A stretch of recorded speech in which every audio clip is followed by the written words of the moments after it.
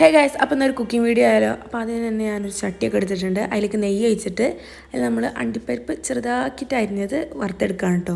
അത് നല്ലോണം ഒന്ന് ഗോൾഡൻ കളർ ആയതിനു ശേഷം അതിലേക്ക് നമ്മളെ നേന്ത്രപ്പഴം ബനാന മുറിച്ചിട്ടതും ചേർത്തിട്ട് നല്ലോണം ഒന്ന് വഴറ്റിയെടുക്കുക.